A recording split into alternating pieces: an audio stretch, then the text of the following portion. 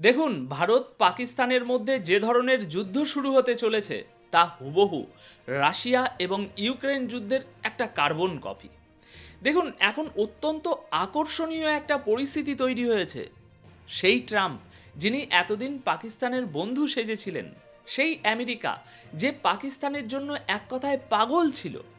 আমি আপনাদের আগেই বলেছিলাম, যেদিন আমেরিকা একটা বড় সড়ো ডিল অফার করবে, সেদিনই আপনারা দেখবেন যে তাদের মধ্যে একটা স্বাভাবিক জোট তৈরি হবে। আমেরিকা সেদিন ভারতের পাশে গিয়েই দাঁড়াবে। আর এখন পরিস্থিতিটা দেখুন। প্রথমে ভারতের সাথে আমেরিকার 10 বছরের একটা চুক্তি ইতিমধ্যেই হয়েছে। আর এখন আমেরিকা ভারতকে জ্যাভলিন মিসাইল সিস্টেম দেওয়ার সিদ্ধান্ত নিয়েছে। 100টা জ্যাভলিন মিসাইল সিস্টেম ভারতে পৌঁছাচ্ছে।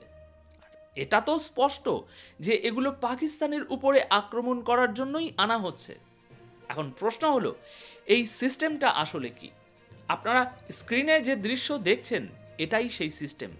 এটা মূলত একটা আধুনিক, পোর্টেবল এবং অ্যান্টি ট্যাঙ্ক মিসাইল। এর সবচেয়ে বড় সুবিধা হলো, যে কোনো একজন সৈনিক এটাকে নিজের কাঁধে তুলেই বয়ে নিয়ে যেতে পারে, কারণ এটা খুব হালকা। আর এর মাধ্যমে প্রায় 4 কিলোমিটার পর্যন্ত এলাকার উপরে হামলা করা যায়। আপনারা জানেন, রাশিয়া ইউক্রেন যুদ্ধে আমেরিকা এই মিসাইল ইউক্রেনকে দিয়েছিল এবং তারা এখনও এর সাহায্যেই লড়ছে। আর এখন আমেরিকা সেই একই মিসাইল ভারতকে দিয়েছে। অর্থাৎ তারা এখন স্পষ্ট সংকেত দিয়ে দিয়েছে। আমেরিকার স্টেট ডিপার্টমেন্ট ঘোষণা করেছে যে তারা ভারতকে 100টি জ্যাভলিন মিসাইল সিস্টেম দিতে চলেছে। এখন কথা হলো, এর মানে কি? দেখুন, এর সোজা মানে হলো, ভারত পাকিস্তানে সেনাবাহিনী নামানোর পরিকল্পনা করছে এবং ভারত এবার স্থলপথে যুদ্ধ করার ছক কষছে। তাই ভারত আমেরিকার কাছে জরুরি ভিত্তিতে এই মিসাইল চেয়েছে এবং আমেরিকাও জানিয়ে দিয়েছে যে তারা এই চুক্তি চূড়ান্ত করেছে। দেখুন, এই মিসাইল সিস্টেমকে বলা হয় ফায়ার অ্যান্ড ফরগেট। অর্থাৎ যখন কোনো সৈন্য এই মিসাইল দিয়ে আক্রমণ করে, সে সাথে সাথেই নিজের জায়গা পরিবর্তন করে ফেলতে পারে। এটা অত্যন্ত নির্ভুলভাবে লক্ষ্যবস্তুতে আঘাত আনতে পারে এবং এটা মূলত ট্যাঙ্কের বিরুদ্ধে, বাংকারের বিরুদ্ধে, ড্রোনের বিরুদ্ধে এবং বিভিন্ন যানবাহনের বিরুদ্ধে ব্যবহার করা হয়। এর ফায়ার অ্যান্ড ফরগেট প্রযুক্তিটি এতটাই উন্নত যে এটা স্বয়ংক্রিয়ভাবে টার্গেট লক করে নেয় এবং অপারেটর, অর্থাৎ যে সৈন্য এটা চালাচ্ছে, তার আর কোনো কিছু নির্দেশ দেওয়ার প্রয়োজন হয় না। তাই এই পরিস্থিতিতে একটা কথা মাথায় রাখবেন, যেখানে বড় গাড়ি বা ট্যাঙ্ক পৌঁছাতে পারে না, সেখানে একজন সৈন্য সহজেই এই মিসাইল কাঁধে করে নিয়ে গিয়ে টার্গেটে আঘাত করতে পারে। এর ভিতরে ইনফ্রারেড গাইডেন্স সিস্টেম লাগানো থাকে, যা একটা হাই লেভেল প্রযুক্তি, যার সাহায্যে এটা সহজেই টার্গেটকে নিশানা করতে পারে। আর ওই পোর্টেবল হওয়ায় এটাকে এক জায়গা থেকে অন্য জায়গায় নিয়ে যাওয়া খুব সহজ। কিন্তু প্রশ্ন হলো, আমেরিকা এখন ভারতকে কেন এই অস্ত্র সরবরাহ করছে? কিছুদিন আগেও তো ভারত আমেরিকার মধ্যে সম্পর্ক ভালো ছিল না। আর ভারত নিশ্চয়ই এই মিসাইল চীনের বিরুদ্ধে ব্যবহার করার জন্য কিনছে না। এটা তো পরিষ্কার, পাকিস্তানের বিরুদ্ধেই ব্যবহার করা হবে এটাকে। তাহলে যে আমেরিকা এতদিন পাকিস্তানের জন্য এত দরদ দেখাচ্ছিল, তাদের সেই ভারত বিরোধিতা কি শুধুই নাটক ছিল? হ্যাঁ দর্শক, সব কিছুই আসলে একটা নাটক, যতক্ষণ না আপনি একটা ভালো ডিল পাচ্ছেন। ভারত আমেরিকাকে বলেছে, আমাদের এখন অস্ত্র দরকার, ডিফেন্স সিস্টেম দরকার। আপনারা হয়তো জানেন, খুব সম্ভবত ভারত এখন আমেরিকার কাছ থেকে F-35 যুদ্ধ বিমানও পেতে চলেছে। অর্থাৎ আমেরিকা এখন F-35 বিক্রি করার জন্য প্রস্তুত। ভারত আগে এটা নিতে অস্বীকার করেছিল, কিন্তু এখন তারা নেবে। কেন? কারণ আমেরিকা নিজের অস্ত্র বিক্রি করতে চায় আর ভারত এখন তা কিনতে প্রস্তুত। তবে F-35 কেনার ক্ষেত্রে ভারতের একটা শর্ত আছে। ভারত চায় আমেরিকা যেন এই ব্যাপারে কোনো আপত্তি না করে যে ভারত এই বিমান পাকিস্তানের বিরুদ্ধে ব্যবহার করবে। ভারত স্পষ্ট বলেছে, আমরা এটা শুধু নিজেদের প্রতিরক্ষার জন্য ব্যবহার করব না, আমরা অ্যাটাকিং স্ট্র্যাটেজি নিয়েও ব্যবহার করব। সুতরাং যদি আমেরিকা এই প্রস্তাবে সবুজ সংকেত দেয়, তাহলে ভারত F-35ও কিনবে। এর সাথে ভারত রাশিয়াকেও খুশি রাখতে চায়, তাই তারা রাশিয়া থেকে Su-57 বিমানও কিনবে, আর এতে রাশিয়ারও কোনো আপত্তি থাকবে না।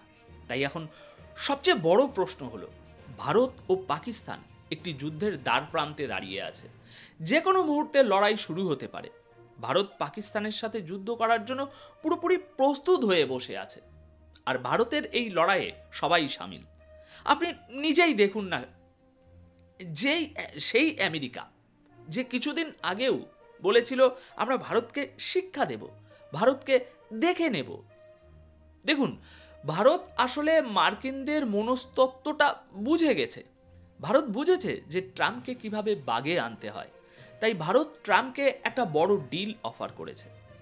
দেখুন, যাই বলুন না কেন, ভারতের কাছে এখন প্রচুর টাকা। তারা ভাবছে যদি আমরা আমেরিকার কাছ থেকে কয়েকশো কোটি ডলারের অস্ত্র কিনে নিই, তাহলে তো আমাদের কাজ হয়েই যাবে। আপনারা জানেন, যখন আমেরিকার কোনো কোম্পানি থেকে অস্ত্র কেনা হয়, তখন মধ্যস্থতাকারী হিসাবে লবিং ফার্মগুলোকেও টাকা দিতে হয়।